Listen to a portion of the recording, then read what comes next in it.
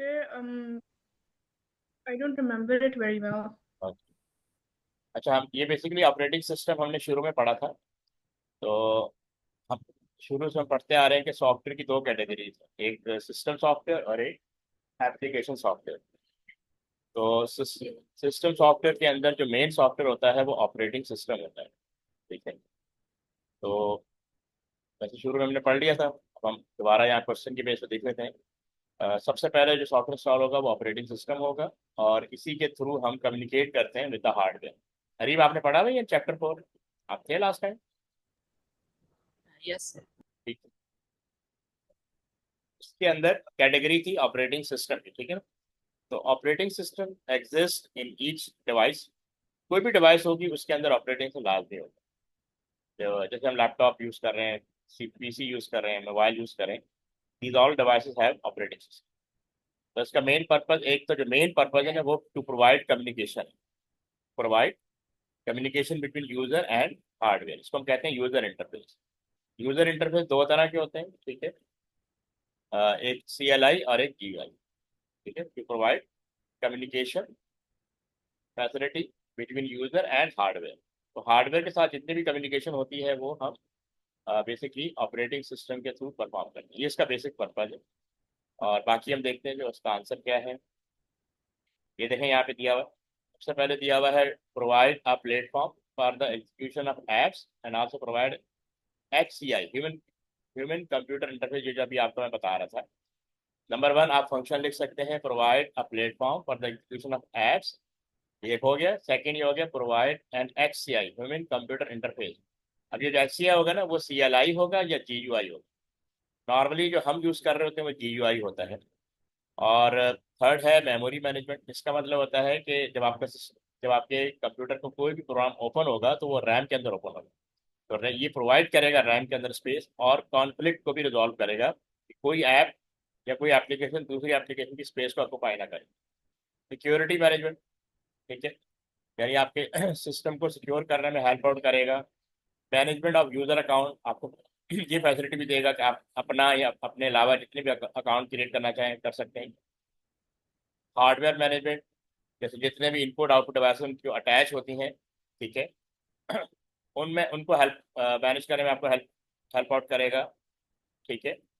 और file management, आप file create करते हैं, फाइल डिलीट करते हैं, फाइल रीनेम करते हैं, ठीक है, इन सब में हेल्प आउट करेगा। हैंडल इंटरप्ट, इंटरप्ट का मतलब होता है सिग्नल। ये हर सॉफ्टवेयर और हर हार्डवेयर सिग्नल जनरेट करता है to get attention from processor. यानी हर जो भी हार्डवेयर को कोई काम टास्क परफॉर्म करना है तो पहले परमिशन लेगा प्रोसेसर से, तो प्रोसेसर की तरफ ये सिग्नल भेजता है। प्रोसेसर इसको अलाउ करेगा डिवाइस को, हार्डवेयर को, सॉफ्टवेयर को, then that task will be perform. Manage multitasking, ये पहले नहीं होता था जब तक, पहले सिर्फ सिंगल टास्क। जब हम डॉस यूज करते थे 30 ईयर्स बैक, तो उस जो डॉस होता था डिस्क ऑपरेटिंग सिस्टम, उसमें हम एक वक्त में एक ही टास्क को परफॉर्म करते थे। लेकिन जब ये GUI ऑपरेटिंग सिस्टम आए तो उसके अंदर ये फैसिलिटी दी कि हम at a time many task को परफॉर्म कर सकते हैं। जैसे लिखा हुआ running more than one application at a time. जैसे आप म्यूजिक सुन रहे हैं, ब्राउजिंग कर रहे हैं, सॉफ्टवेयर पर किसी सॉफ्टवेयर पर काम भी कर रहे हैं, at a time many software you can work, spot multitasking. जी, मानिए क्लियर है आपको ऑपरेटिंग सिस्टम का पर्पस? इसमें कोई issue?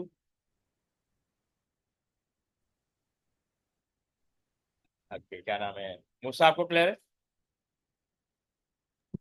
No issue. Yes sir. अब ये आ गया what is meant bye virtual memory.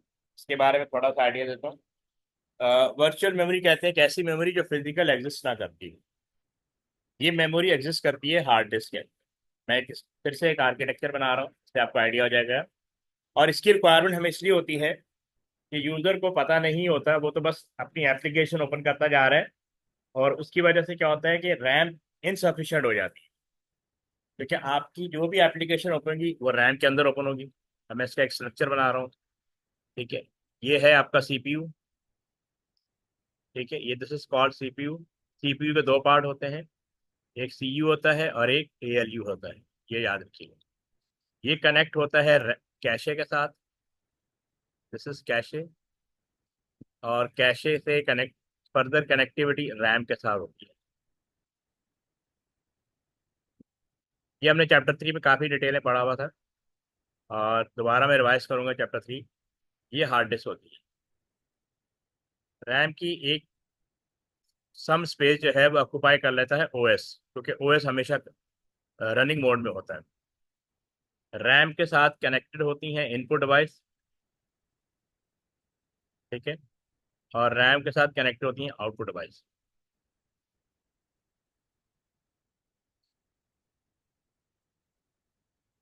यानी सीपीयू डायरेक्टली रैम के साथ भी कनेक्ट होता है, ठीक है।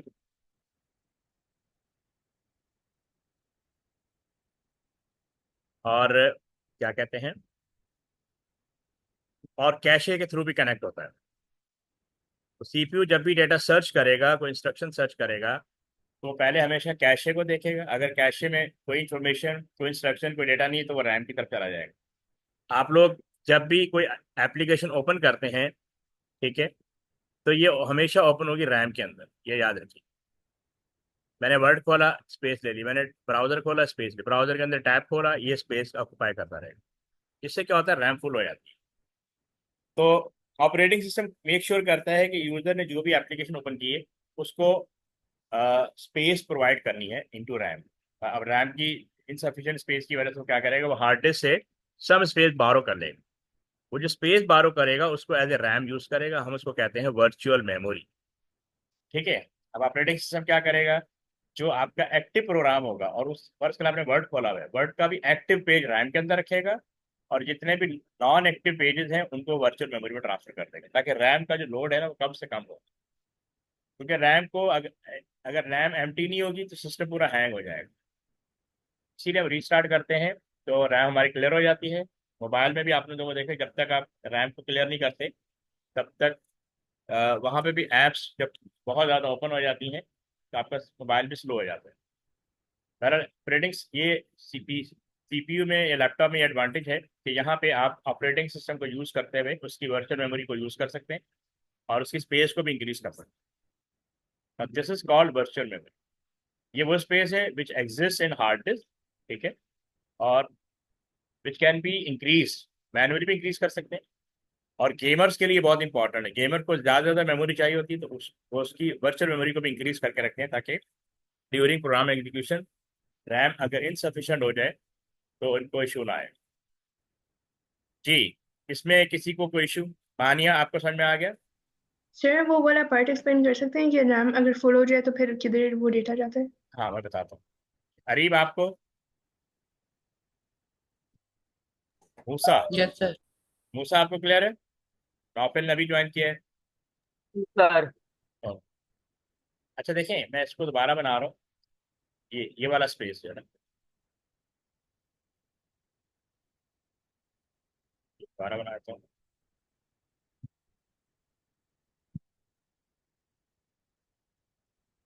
ये बॉक्स रिप्रेजेंट करता है रैम को। रैम कनेक्ट होती है इसके साथ, ये इसके साथ, ये इसके साथ, ये इसके साथ।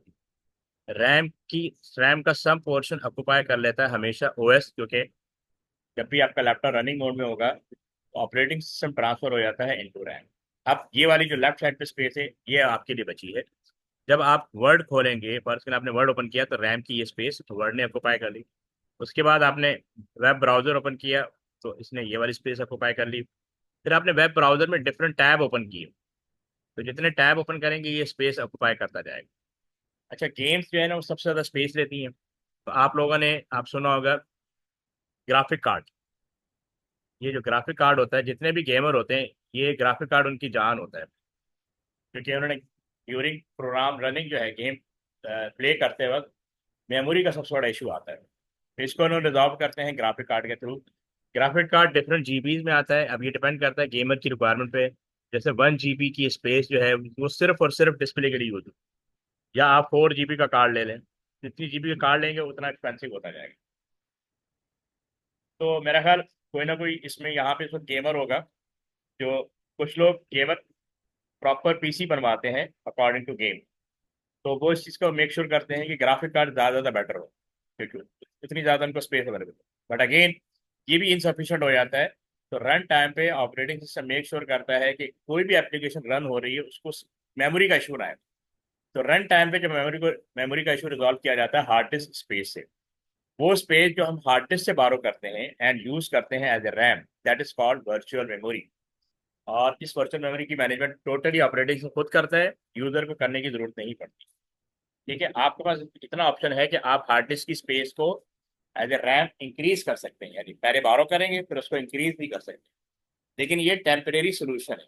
परमानेंट सोल्यूशन ये है कि आप अपनी रैम को इंक्रीज करें। दिस इज रैम, ये जो है ना ये रैम। अगर आपने 4 GB की रैम लगाई हुई है उसको 8 GB कर लें, अगर आपने 8 GB की लगाई हुई है उसको 16 GB कर लें। RAM always insufficient and RAM intermediate part है between input devices, output devices, storage devices and CPU. यहाँ तक क्लियर है कि वर्चुअल मेमोरी कैसे यूज होती है? Yes, sir. अब हम इसकी डिस्क्रिप्शन पे जाते हैं जो इसने दी हुई है। यहाँ पे लिखा हुआ है memory management system which give the impression that RAM is larger than it is. ठीक है, क्योंकि एप्लीकेशन लार्ज हो जाती है रैम से तो फिर वो रैम में फिट नहीं होती। तो हमने रैम को लार्जर करना होता है ताकि एप्लीकेशन उसके अंदर फिट हो जाए। Involve moving data into and out of RAM and hard. देखिए ना, जब आप वर्चुअल मेमोरी यूज करते हैं तो जब आप, अब जैसे आपको मैंने एग्जांपल दी कि आपने वर्ड ओपन किया हुआ है जिसके अंदर 100 पेजेस है, तो जब आप जो एक्टिव पेज होगा वो रैम के अंदर रहेगा और फर्ज करें बाकी 99 पेजेस को वो ट्रांसफर कर देगा into virtual RAM. Virtual RAM transfer करने के बाद या तो हार्ड डिस्क की तरफ जा रहा है या एसएसडी की तरफ जा रहा है। अब ये जो रैम से इन हो रहा है रैम से आउट हो रहा है, इससे एक मसला आता है, डिस्क थ्रैशिंग का मसला आएगा। डिस्क थ्रैशिंग का मतलब ये कि आप कंटिन्यूसली डिस्क को एक्सेस कर रहे हैं। अब डिस्क में मसला ये जो हम डिस्क यूज करते हैं हार्ड डिस्क, इसके अंदर मूवमेंट होती है। इस मूवमेंट की वजह से जब हम डिस्क को बार बार एक्सेस कर रहे हैं, डिस्क से बाहर जा रहे हैं डिस्क के अंदर आ रहे हैं, डिस्क से बाहर जा रहे हैं डिस्क के अंदर, इससे डिस्क क्रैशिंग का एक इशू आएगा। ठीक है, तो क्या वर्चुअल रैम स्लोअर होती है क्योंकि अभी तो चले एसएसडी आ गई। एसएसडी के अंदर ऑप्शन ये है कि वो इलेक्ट्रॉनिक स्पीड अवेलेबल है, हार्ड डिस्क के अंदर मैकेनिकल स्पीड होती है, that is slower then RAM and RAM slower then cache memory. Speed का सर, इशू आ जी अगर जी। हम रैम्स में कोई चीज़ रखें और उसको इस तरह हो सकता है कि उसको बैकअप के लिए हार्ड डिस्क में भी सेव कर सकें। हाँ, तो बैकअप के लिए हमेशा हार्ड डिस्क में होता है। देखिए, आप जब कोई वर्ड में फाइल क्रिएट करेंगे ना, डेटा आपका रैम में जाएगा, अगर आपने सेव नहीं किया तो डेटा लॉस हो जाएगा। फर्स्ट टाइम जब आप सेव करेंगी तो आपसे फाइल नेम पूछेगा। फाइल नेम आपने फर्स्ट करें एबीसी डॉट डॉक्यूमेंट क्रिएट कर लिया, वो आपकी हार्ड डिस्क में स्टोर होगा। देखिए, जो कुछ भी आप डेटा टाइप टाइप करेंगे, चाहे आप ब्राउजर यूज करें, डेटा आपका रैम में ही जाता है। जब तक आप खुद सेव नहीं करेंगे डेटा कहीं पर सेव नहीं होगा। बैकअप के लिए हमेशा हार्ड डिस्क या सॉलिड स्टेट ड्राइव में ही आपको सेव करना पड़ेगा। ओके ठीक है, सर, ऑल्सो अगर हम रैम में से कोई चीज़ डिलीट करें और वो हार्ड डिस्क में बैकअप हो तो वो फिर हार्ड डिस्क से भी डिलीट हो जाती है नहीं हार्ड डिस्क से जब परमानेंटली। नहीं, रैम से अगर कोई डेटा रिमूव हो जाता है, अगर आपने सेव किया तो हार्ड डिस्क में जाएगा, अगर आपने सेव नहीं किया तो हार्ड डिस्क में नहीं जाएगा, वही रहेगा। तो जैसे ही आपने एप्लीकेशन ओपन की क्लोज की तो रैम से डेटा रिमूव हो जाएगा। आप खुद से रैम से कोई डेटा डिलीट नहीं कर सकते। ठीक है, आप किस तरह कर, जैसे आपने कोई पेंट की एप्लीकेशन, कोई भी एप्लीकेशन ओपन की, आपने काम किया, जब आपने एप्लीकेशन क्लोज किया तो पूछता है ना वो आपसे, do you want to save? अगर आप नो कर देंगे तो डेटा चला जाएगा, अब वो हार्ड डिस्क में भी नहीं जाएगा। हार्ड डिस्क में ट्रांसफर करने का जो रिस्पॉन्सिबिलिटी है ना वो यूजर की है, क्योंकि वो आपसे पूछता है। अगर आपको आप एक्सपेरिमेंट हो, वर्ड का डॉक्यूमेंट आपने टाइप किया और आपने वर्ड क्लोज कर दिया, क्लोज, लेकिन वो आपसे पूछेगा do you want to save और नॉट। अगर आपने सेव पे क्लिक किया तो डेटा हार्ड डिस्क में चला जाएगा, अगर आपने अनसेव कर दिया डेटा रिमूव रैम से भी चला जाएगा, क्योंकि आप एप्लीकेशन क्लोज कर रहे हैं ना। ये ओके, देखा, थैंक यू सर। ठीक है ना, ये एक रैम है। ठीक है, आपने वर्ड खोला तो उसने ये वाली स्पेस दे दी। अब इनपुट डिवाइस से जब आप डेटा फीड करेंगी तो डेटा रैम में जाएगा। लेकिन अगर आपने सेव पे नहीं क्लिक किया तो और आपने इसको क्लोज कर दिया, अब आपने इसको क्लोज कर दिया, ये क्लोज किया तो डेटा भी लॉस हो जाएगा अगर आपने सेव नहीं किया। अगर आपने सेव कर दिया तो ये हार्ड डिस्क पे चला जाएगा। This is hard disk. ठीक है, सेव करना यूजर की रिस्पॉन्सिबिलिटी है, सिस्टम की रिस्पॉन्सिबिलिटी नहीं है, वो सिर्फ आपको फैसिलिटेट कर रहा है। ठीक है, ओके, थैंक यू सर। अभी देखिए वो मसला आ गया ना, what is meant by disk thrashing and why does it occur. तो जब whenever you access many time hard disk, ठीक है, एज ए रैम, तो यहाँ पे इशू आएगा डिस्क थ्रैशिंग का। अब देखें यहाँ पे लिखा हुआ है this this occur when large volume data are being moved in and out of hard disk involve a large amount number of head movement. Head move head अब क्योंकि हार्ड डिस्क के अंदर जो है ना वो हेड मूवमेंट होती है। अब ये वाला इशू जो है ना उसके अंदर नहीं है, क्या कहते हैं, एसएसडी के अंदर ये इशू है हार्ड डिस्क के अंदर, क्योंकि हार्ड डिस्क के अंदर ये मैनुअल मूवमेंट होती है, यू हैव अ मैनुअल। ठीक है, क्लास के एंड में मैं आपको इसकी जो हार्ड डिस्क की जो वर्किंग है वो शो करूंगा, इसकी वीडियो ना, उससे आपको आइडिया हो जाएगा कि इसके अंदर डिस्क थ्रैशिंग क्यों होती है। ठीक है, क्योंकि हार्ड डिस्क के अंदर जो डिस्क डिस्क रोटेट होती है वो मैनुअली मूव होती है। अब वो इशू आपको सॉलिड स्टेट ड्राइव में नहीं मिलेगा। ठीक है, यहाँ तक क्लियर है? ये सबको क्लियर है यस पॉइंट? Yes sir. आप देखें यहाँ पे आंसर आ गया, व्हाट इज क्वेश्चन आ गया, what is meant by multitasking. Musa आप एक्सप्लेन कर सकते हैं? Can you write its answer on screen? Type कर दें if you can. Yes, sir. Okay, type on screen.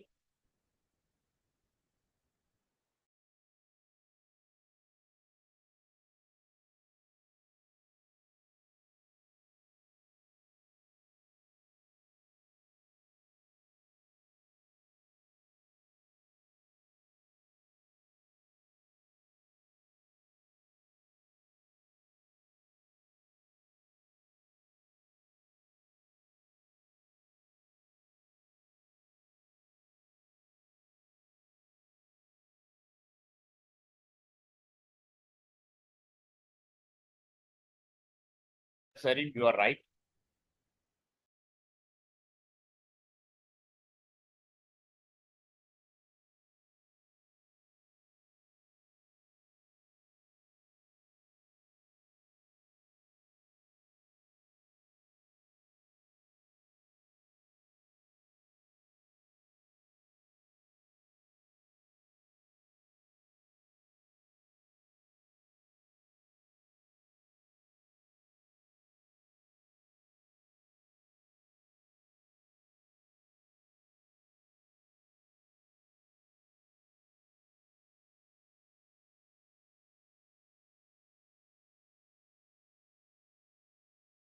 ठीक है, हम इसका आंसर देख लेते हैं।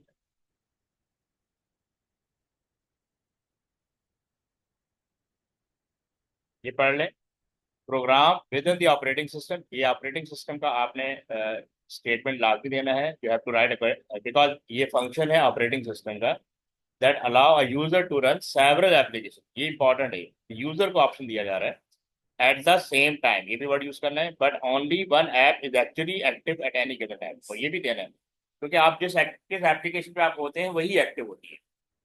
ठीक है, बैकग्राउंड पे डिफरेंट प्रोग्राम चल रहे होते हैं। ये मानिए, ये क्लियर है आपको? Yes sir. ओके, नौफिल आप बताएं, आपको समझ में आ रहा है? आज ये चैप्टर एंड हो जाएगा इंशाल्लाह, फिर नेक्स्ट क्लास में हम चैप्टर 5 शुरू कर देंगे। Okay sir. ये समझ में आ गया आपको?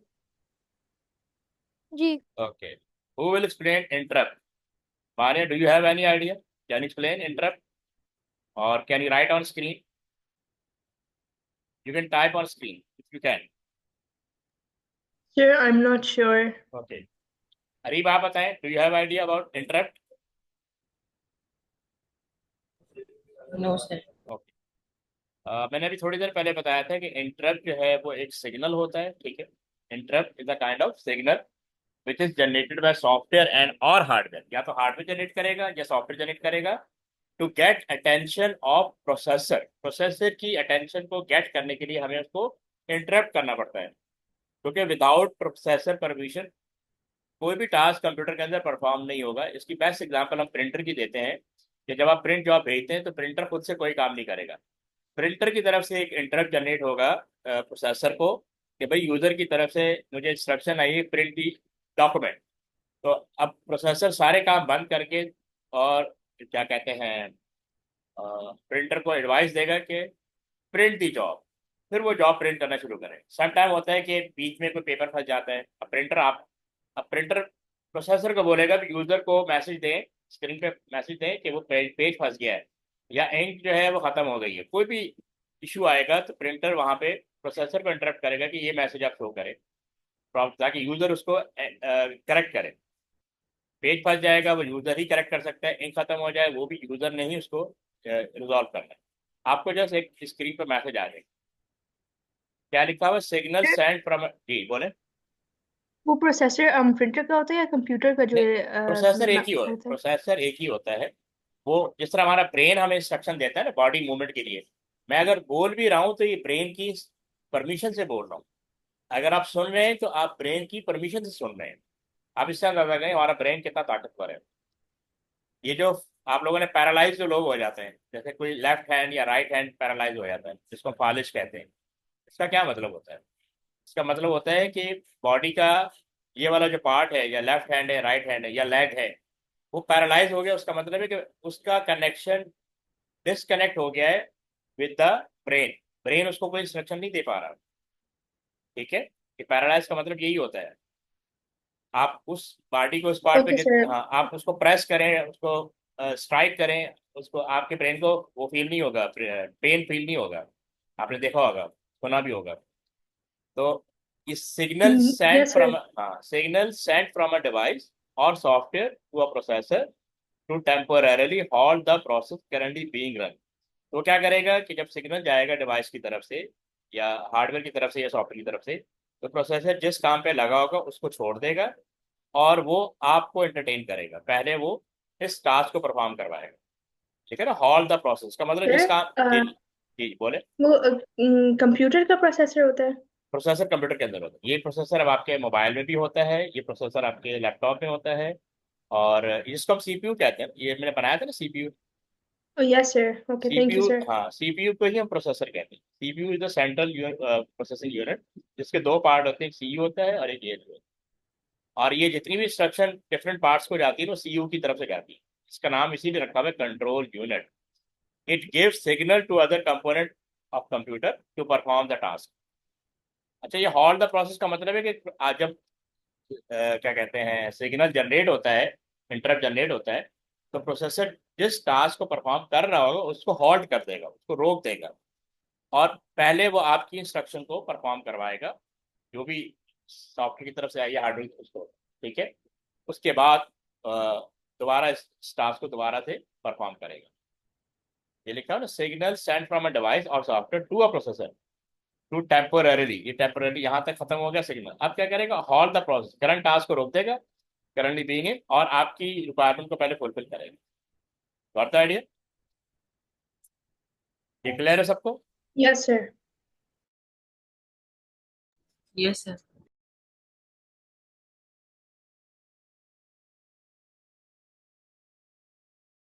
अब देखें, can explain the difference between a graphic user interface and a command line interface. तो आप लोग कम्युनिकेट कर सकते हैं हार्डवेयर के साथ, दो एनवायरनमेंट को यूज करते हैं, एक CLI कमांड लाइन इंटरफेस और दूसरा GUI। तो नॉर्मली हम जो नॉइस यूजर होते हैं हम GUI यूज करते हैं, ग्राफिक यूजर इंटरफेस। CLI जो है वो प्रोफेशनल यूज करते हैं लिनक्स के अंदर, यूनिक्स के अंदर, क्योंकि उन्हें फ्लेक्सिबिलिटी रिक्वायर्ड होती है। ठीक है, ये डिफरेंस यहाँ पे आ रहे होंगे।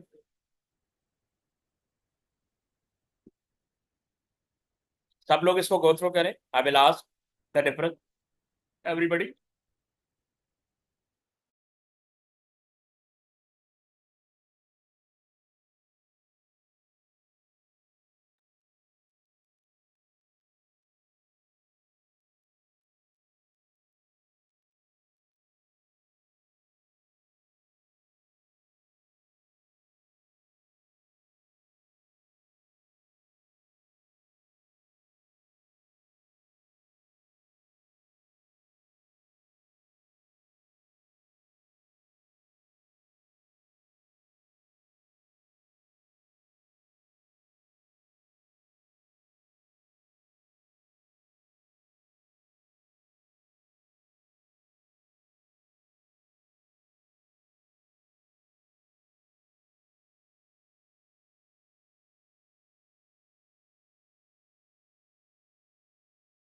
ओके, सब लोगों ने पढ़ लिया? जी मूसा, आप बताएं कोई से भी दो पॉइंट। Yes sir. ओके मूसा, आप बताएं दो दो डिफरेंस।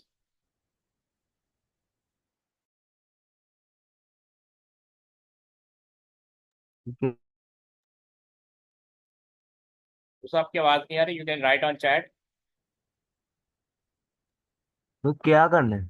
एक्सप्लेन करें, किसी दो दो डिफरेंस को बताएं।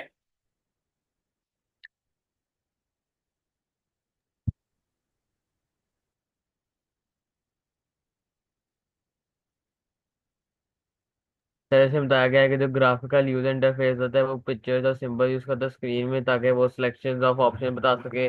जो कमांड लाइन सरफेस होती है वो ज़्यादातर यूजर को वो कहता है कि टाइप करो इंस्ट्रक्शन और कमांड से चूज करो ऑप्शंस, और ताकि और या फिर ऐप को लॉन्च करें। ठीक है, चले मानी आप भी कोई दो पॉइंट एक्सप्लेन कर दें।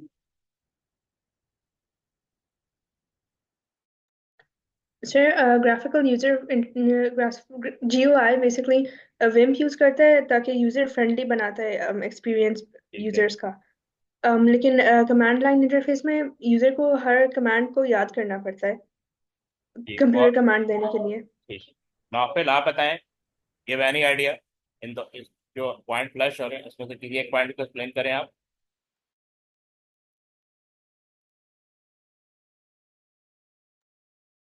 नाफिल आप ये बताएं इसका क्या मतलब है।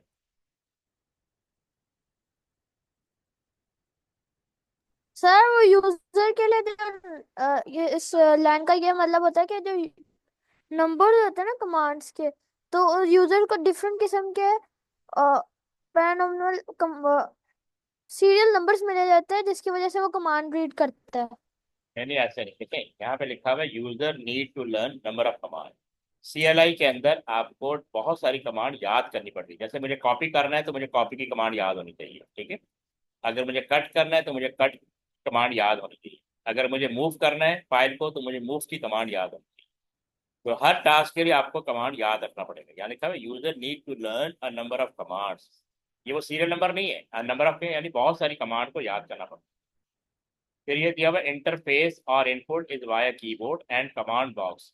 तो इसका अपना कमांड बॉक्स होता है जहाँ पे आपको अपनी इंस्ट्रक्शन को टाइप करके हार्डवेयर से काम लेना पड़ता है। User is in direct communication with the computer, यानी इसमें आप हार्डवेयर को डायरेक्टली डील कर रहे होते हैं, ठीक है। और user has to type instruction और कमांड टू चूज ऑप्शन और लॉन्च एप्स। कोई एप्लीकेशन ओपन भी करनी है तो आपको टाइप करके ओपन करना पड़ेगा, ठीक है। क्लोज करनी है तो उसके लिए भी आपको कमांड टाइप करनी पड़ेगी। ये इतना टिपिकल होता है। सबसे ज़्यादा इसको यूज़ किया जाता है लार्ज कंपनीज के अंदर। प्रोफेशनल इसी को प्रेफर करते हैं। प्रोफेशनल दिस लाइक GUI, ये भी याद रखिएगा। जितने प्रोफेशनल होते हैं ना, ये ऑपरेटिंग सिस्टम के जो प्रोफेशनल होते हैं, they like CLI, they don't like GUI। क्योंकि GUI जो होता है ना ये लिमिटेड होता है, तो प्रोफेशनल के लिए बेकार हो जाता है। उसको तो अपनी मर्जी के हिसाब से सिस्टम को चलाना है। उसके लिए वो स्क्रिप्ट राइट करता है और वो CLI में पॉसिबल है, ठीक है। GUI बहुत लिमिटेड होता है। ये नॉर्मल यूजर के लिए ठीक है कि उसने एक सिस्टम को ऑपरेट करना है, but it is very limited क्योंकि आप डिपेंडेंट हैं गिवन ऑप्शंस पे। आप अपनी तरफ से कोई ऐड ऑन नहीं कर सकते। इसमें कर सकते हैं, अपनी मर्जी से ऐड ऑन कर सकते हैं, यानी अपनी मर्जी की कमांड को राइट कर सकते हैं। इसका मतलब ये है। ये अब समझ में आ गया आप लोगों को, ठीक है। Yes sir. सर CLI में एप्लीकेशंस में भी कमांड्स देनी पड़ती हैं कुछ करने के बिल्कुल लिए। एवरीथिंग एवरीथिंग मैं आपको शो इसका वो शो करता हूँ कि इसका इन्वायरमेंट कैसे होता है। Okay sir.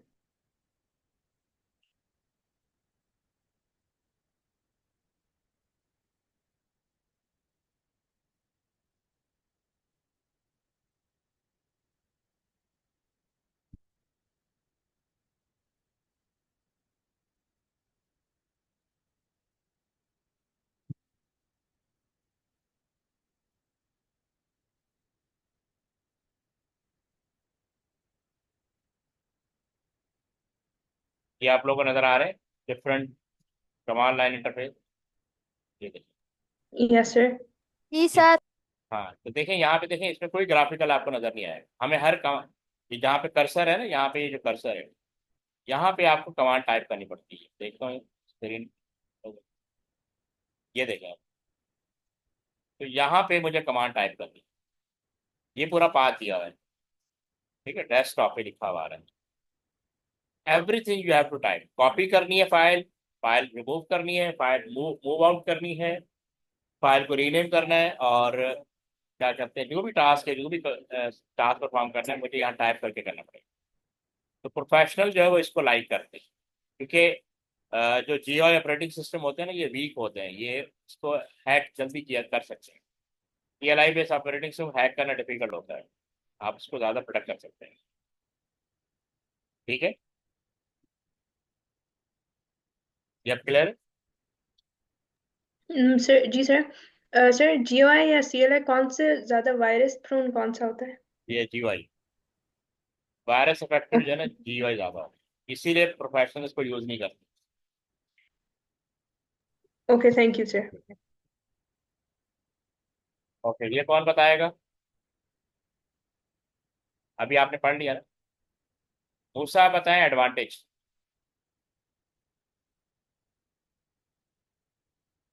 जीयूआई का एडवांटेज बताएं। Okay sir.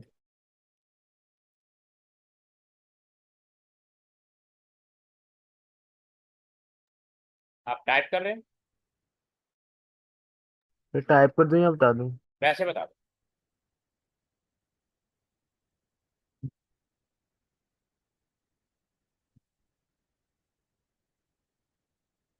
ठीक, आप ऐसे ही बता दें।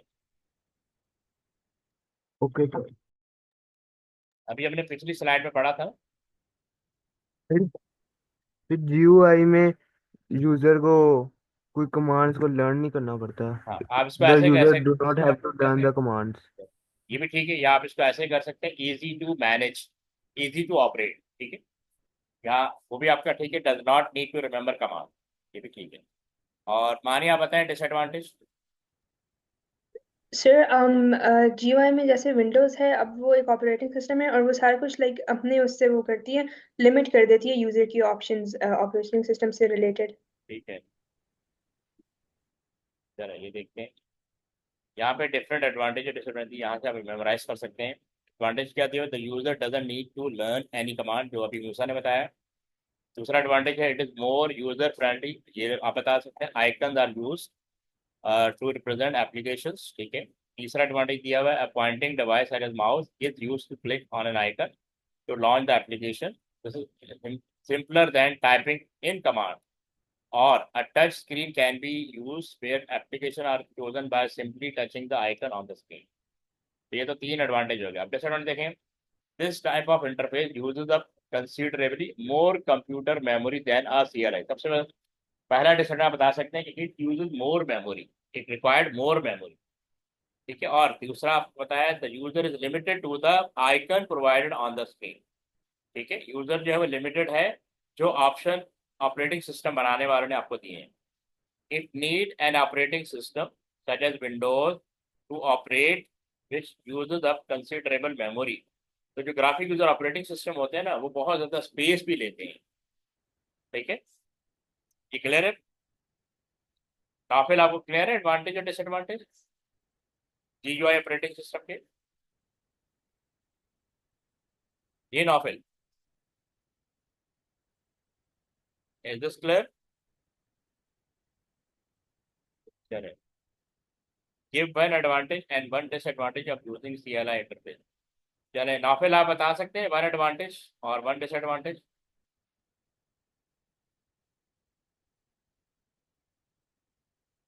चले हानिया मानिया आप बताएं, वन एडवांटेज बताएं सीएलआई का।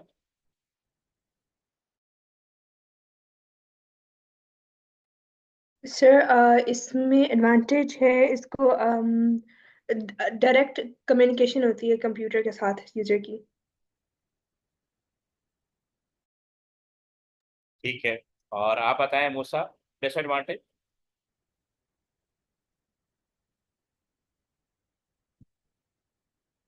There are higher chance of errors. Error, error यानी टाइपिंग एरर।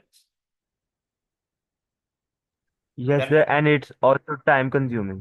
ठीक है, देखें ये देखें, सबसे पहला एडवांटेज दिया हुआ है, the user is in direct communication with the computer, जो माने ने बताया। ठीक है, दैट इज राइट। ओके, दूसरा एडवांटेज क्या है, the user is not restricted to a number of predetermined option, यानी अब वो प्री डिटर्मिन्ड ऑप्शन पर डिपेंड नहीं करेगा, अपने ऑप्शन जनरेट करेगा। It is also possible to alter computer configuration setting जो कि हम GUI में नहीं कर सकते लेकिन CLI में कर सकते हैं। It uses small amount of computer memory, और क्योंकि टेक्स्ट बेस्ड होता है, ग्राफिक होता नहीं है, तो मेमोरी बहुत लेस रिक्वायर्ड होती है, वेरी लेस रिक्वायर्ड।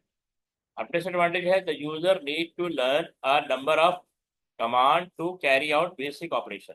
ठीक है, आपको सारी कमांड याद रखनी पड़ती है, ये अभी पीछे भी हमने स्लाइड पढ़ा था।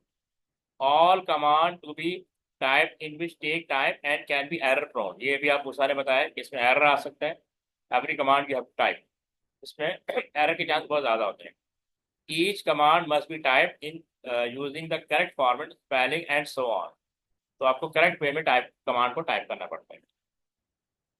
जी नॉफिल, इज दिस क्लियर? ओके, इसका आंसर कौन देगा? मूसा आप बताएं इसका आंसर।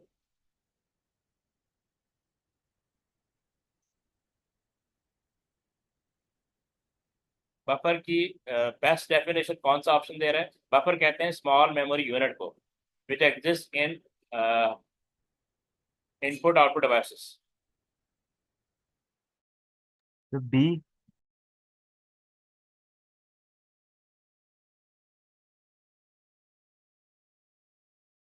आपने कहा B, unused area on hard disk drive. Okay, Mani आप बताएं आपके हिसाब से कौन सा ऑप्शन सही है? सर सी। ई में लिखा हुआ an area in memory that temporary hold data. Naufil, are you there? Can you say anything? Okay, ये देखिए see, an area in memory that temporary hold data. ठीक है, गुड। Okay, good. चलिए मूसा, अब आप बताएं what is the function of printer driver?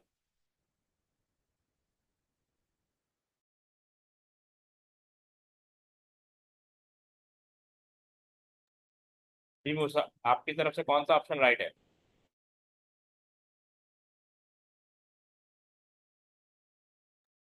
तो B. आपने कहा B, software that communicate with the operating system and translate data into a format which can be printed out. Okay, और मानी आप बताएं। Sir B. B, okay, good. B ही is the right option है। Software that communicate with the operating system and translate into format that can be printed. ठीक है, चलिए मूसा आप बताएं राइट ऑप्शन। नौफिल, आप भी बता सकते हैं, you are not responding. Sir C.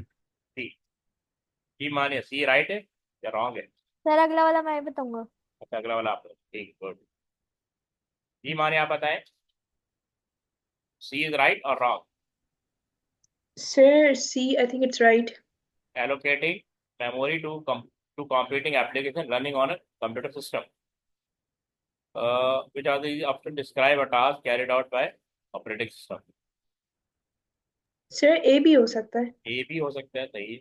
Preventing unauthorized access to a computer system, ये भी तो हो सकता है। नहीं, ये बोटिंग, अब बताइए तो OS से पहले का होता है। सी, सी बिल्कुल ठीक है। Allocating memory to computing application running on a computer system, ठीक है।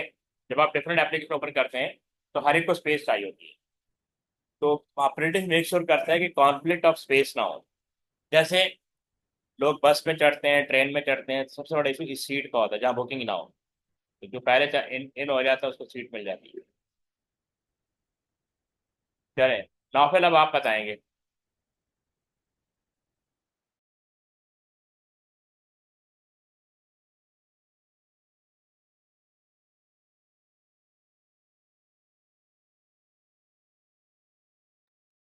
ये Naufil, hurry up. Sir option A. Option A, which of these is the correct name for the operating system function that allow many program to run simultaneously? Musa आप बताएं, option A is right और wrong? Sir या D. D? Okay, Maniya D is right और wrong? Sir D है। नॉफिल, ये देखें, इसको पढ़ ले अच्छी तरह। इसमें लिखा हुआ है running many program. Many program at a time जब रन होते हैं तो उसको कहते हैं मल्टीटास्किंग। ये यूटिलिटी प्रोग्राम है, ये भी पार्ट सिस्टम सॉफ्टवेयर होता है जो बैकग्राउंड पे काम करता है, जैसे एंटीवायरस, जो आपके सिस्टम को स्मूथ यानी ऑप्शंस में रखता है, स्मूथ एनवायरनमेंट में रखता है। ये देखिए डी, मल्टीटास्किंग। चले मूसा बताएं विच ऑप्शन इज राइट।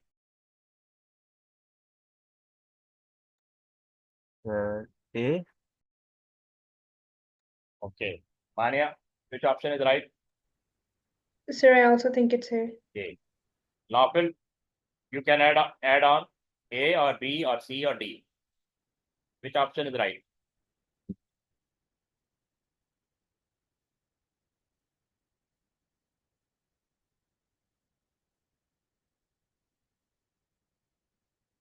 जी नॉफिल कुछ समझ में आ रहा है आपको? Which of these is the name of type of interface that allows the user to type in command? ठीक है, type in command on a keyboard which gives the computer instruction. तो A is the right option. ठीक है, आपको CLI में command type करनी पड़ती है। Okay Naufil can you tell me hello, अब आप राइट ऑप्शन बता सकते हैं नॉफिल? ई। सर एक सेकंड। ओके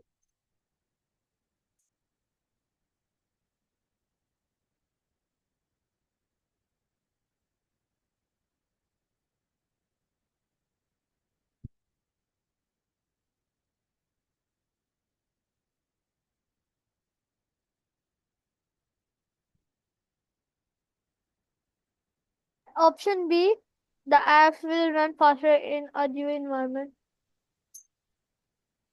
ओके क्या नाम है मूसा आप बताएं।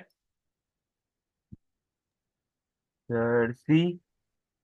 GUI interface makes it much easier to use the computer. मानी आप बताएं। Sir, C वो यूजर फ्रेंडली बनाता है। ठीक है, C GUI interface makes it easier to use. Okay good. Okay चले मूसा आप बताएं इसका राइट ऑप्शन। सर एक second.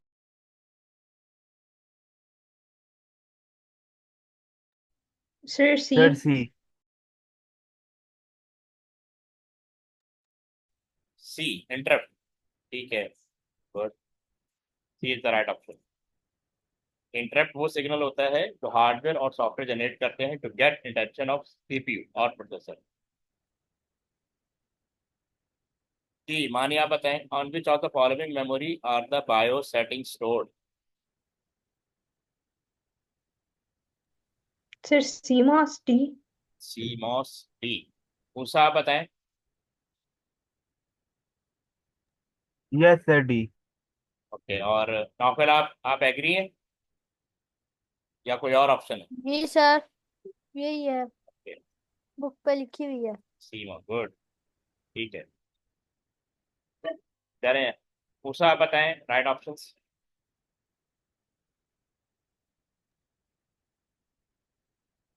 Sir A. A is the following statement is true. चले मानी आप बताएं which option is right. Sir, I need a minute to read these. हाँ you can read.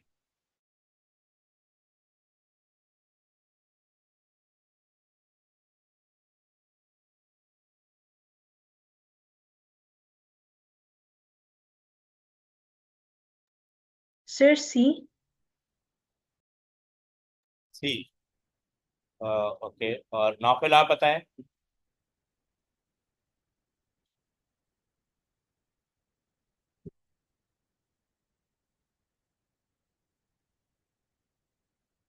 Ji Naufal आपकी तरफ से कौन सा ऑप्शन राइट है? चलें ये देखें, ये है A. Any device plug into the USB port of a computer must have a unique serial number.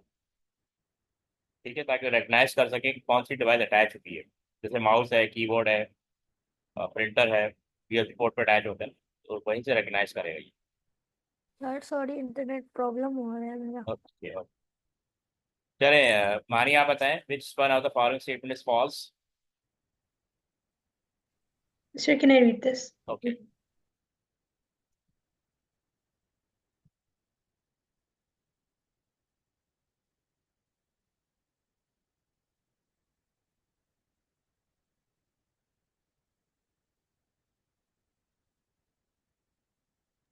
Sir B. B. Musa आप बताएं।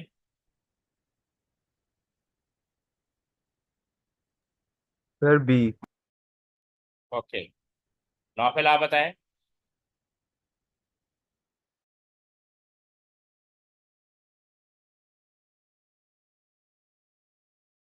Sir C. C. Logical include error such as division by zero. D. यानी false बताना था। Post frame interface make use of the more modern optical mouse to select icon. Post frame में basically touch touch आता है, touch screen. जी। एक difference मानिए बताएगा, एक डिफरेंस मूसा बताएगा। जी मानिए, पहला डिफरेंस आप बताएं। कंपाइलर में इंटरप्रेटर में क्या डिफरेंस होता है?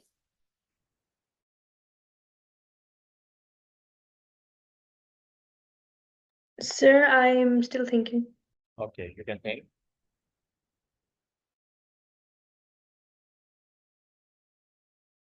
मूसा आप भी सोचें और नौफिल आप भी सोचें। एक एक डिफरेंस आपने बताने, हर एक ने डिफरेंट डिफरेंस बताना है।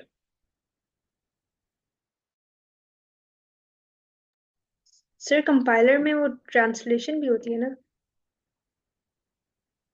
लेकिन इंटरप्रेटर में। ट्रांसलेशन दोनों में होती है, हमें बताना है डिफरेंस। ठीक है। दोनों ही ट्रांसलेटर है, both are translator. High level language को दोनों कन्वर्ट करते हैं into machine code. Source program, ठीक है, written in high level language convert into machine code. चले मूसा आप बताएं जब तक अदर कैन थिंक।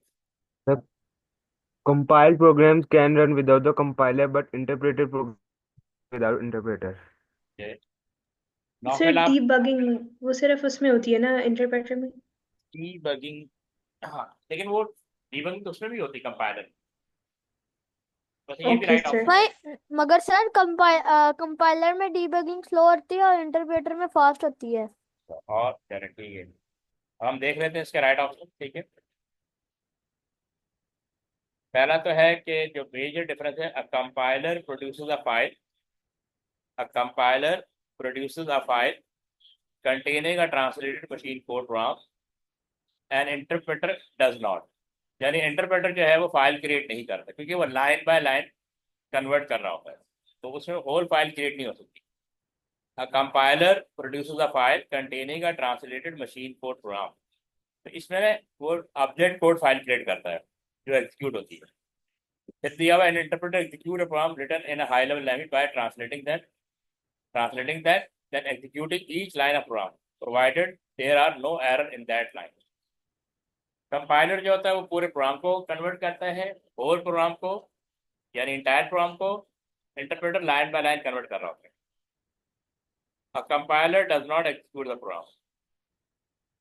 जो मैं ऐसा डिफरेंस मैं आपको बताता हूँ कि कंपाइलर जो है वो फास्टर होता है, इंटरप्रेटर स्लोअर होता है, ये ठीक है। दूसरा डिफरेंस मैं आपको बताता हूँ कि कंपाइलर टेक्स मोर मेमोरी और इंटरप्रेटर टेक्स लेस मेमोरी। ठीक है। और वो जो उसने बताया था वो इस पॉइंट में सही कि एक दफ़ा अगर आप कंपाइल कर लें तो और दूसरी मशीन पे प्रोग्राम रन करते हैं तो वहाँ पे आपको कंपाइलर की जरूरत नहीं पड़ती। चलें, ये one advantage and one disadvantage using compiler. Musa आप बताएं वन एडवांटेज, हरी अप।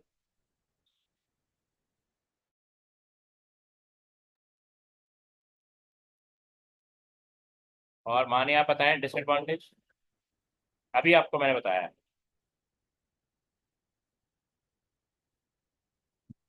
तो कंपाइलर का हाँ, कंपाइलर एडवांटेज बताएं।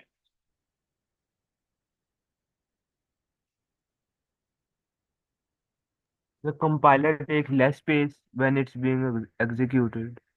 और माने आप बताएं डिसएडवांटेज। सर एरर्स को आइडेंटिफाई करना मुश्किल होता है। ठीक है, हाँ, चलो, ठीक है। अब आप देखें, compiled program are smaller in size. ठीक है, जब प्रोग्राम कंपाइल हो जाता है उसका साइज स्मॉल हो जाता है। Source code not included in compiled file. ठीक है, तो सोर्स कोड आपने राइट किया होता है वो कंपाइल्ड फाइल का पार्ट नहीं होता। डिसएडवांटेज क्या है? Longer development time if compiler are used while developing code. ठीक है, तो इसमें टाइम लगेगा कंपाइल करने में।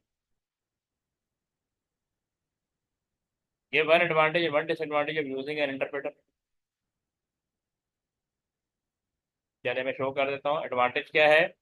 Easier to edit program during development.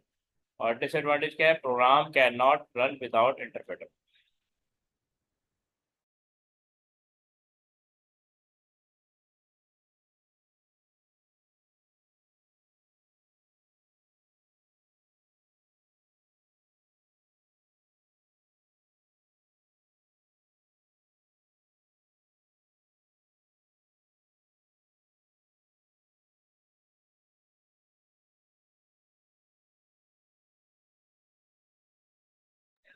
Okay, describe the differences between a compiler and an assembler. ये देख रहे हैं, a compiler translate a high level language into machine code. High level language जो human made होती है, while an assembler translate a low level assembly language into machine code. One assembly language instruction usually translate to one machine code instruction, whereas one high level language instruction usually translate to many machine code instructions. ये major difference है इसके अंदर, compiler के अंदर और assembler के अंदर। assembler जो है वो असेंबली लैंग्वेज को कन्वर्ट करता है टू मशीन कोड, और कंपाइलर हाई लेवल लैंग्वेज को कन्वर्ट करता है to machine.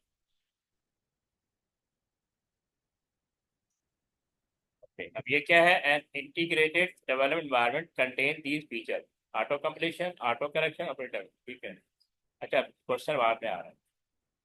Plane what is meant by the IDE? इसका आंसर ये है, an IDE contain these feature, auto completion, auto correction और प्रिडिक्टिव प्रिंटिंग। तो ये बेसिकली आईडीई के फीचर होते हैं। जब आप किसी सोर्स आईडीई में काम कर रहे होते हैं तो ये सारे टास्क ऑटोमेटिकली परफॉर्म हो रहे होते हैं। ये ऑलरेडी हम डिस्कस किया था।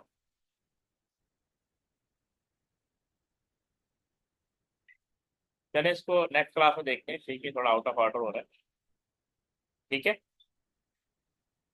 ओके सर, अल्लाह हाफिज ओके, सर। अल्लाह हाफिज।